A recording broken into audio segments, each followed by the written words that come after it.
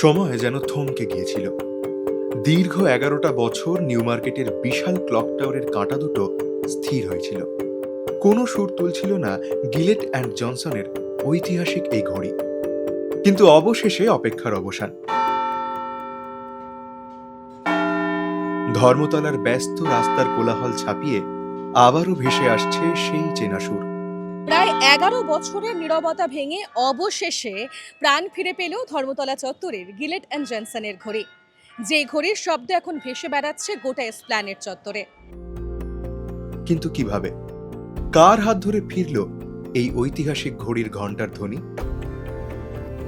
আমার সঙ্গে এই মুহূর্তে ঘড়িবাবু স্বপন দত্ত রয়েছেন।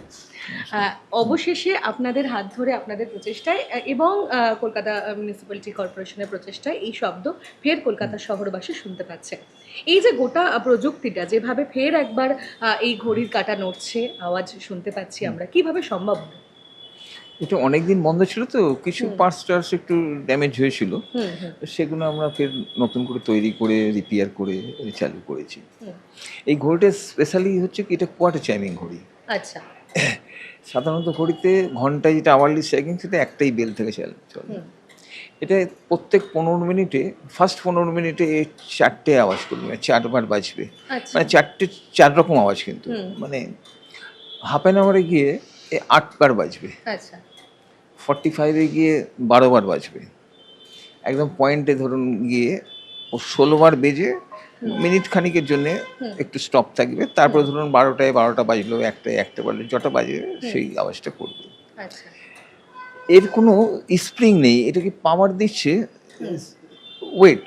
এই যে স্টিল ওয়্যার রোপ দেখছেন, এই স্টিল ওয়্যার রোপ দিয়ে পুলি দিয়ে ইয়ে করে ওয়েট প্রায় 100 কেজি বেশি করে একটা ওয়েট আছে। সেইটা ধীরে ধীরে ধীরে ধীরে নিচে নেমে যায়। ওটাকে আবার এই দম দিয়ে আবার ওটাকে উপরে তুলে দিতে হয়। এটা প্রত্যেক 3 দিন অন্তর দিতে হয়। এটা একদম একদম নিচে, মানে নিচে একটা দোকান আছে, দোকানের ভেতরে নেমে যায়। ঘড়ির মেশিন তো একটা, কিন্তু চলছে 4টে দিকে। কিভাবে চলছে এইখানে খেয়াল তো কোনো, একটা রড উঠেছে, এই মেশিনটা খালি ওই রডটাকে ঘোরাচ্ছে, নিচে একটা পেনিয়ান আছে ওরকম। আর এর মাথাতে যে পেনিয়ানটা উঠেছে, ওটা দেখুন ওপরে দিয়ে 4টে পেনিয়ান আলাদা আলাদা আছে। ওই একটা পেনিয়ান 4টে পেনিয়ানকে ঘোরাচ্ছে, মানে 4 দিকে ডাইল ওখানে ডিভাইড হয়ে যাচ্ছে। আর আপনি এটা বলছিলেন যে উপরে যে বেলগুলো রয়েছে, বেলগুলো তো মানে অতটাই পুরনো যতটাই ঘড়িটা। হ্যাঁ, ওতে গিলেট অ্যান্ড জনসন লেখাও আছে, কবেকার সেটা আছে 1900 কত। মানে 120 বছরের বেশি পুরনো, তার গোটা বিষয়টাই ওখানে লেখা আছে। গোটা বিষয় বলে লেখা আছে, কোম্পানির নাম আর ইয়ারটা লেখা আছে। এখনো দেখলে বোঝা যায় যে কতটা পুরনো, কারণ এই ঘড়ির পাশের মানে যে কারুকার্যগুলো, সেগুলো পরিষ্কার বুঝিয়ে দিচ্ছে যে এই ঘড়ির বয়স কত।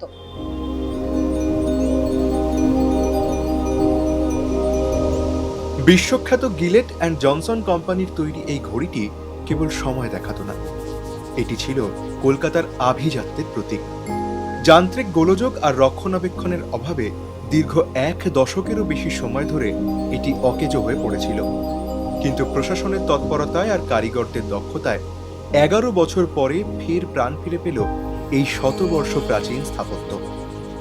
তো এই ঘড়িটা একটু স্পেশাল আছে, কোয়ার্টার চাইমিং টাওয়ার ক্লক, এটা একটা ভালো লাগার জায়গা। আর দ্বিতীয় হচ্ছে কি, বাবার মুখে আমরা যখন ছোট ছিলাম শুনতাম বাবাদের সঙ্গে কখনো হাত ধরে আসা, এখানে ছোটোবেলার সেই স্মৃতি জড়ানো আছে।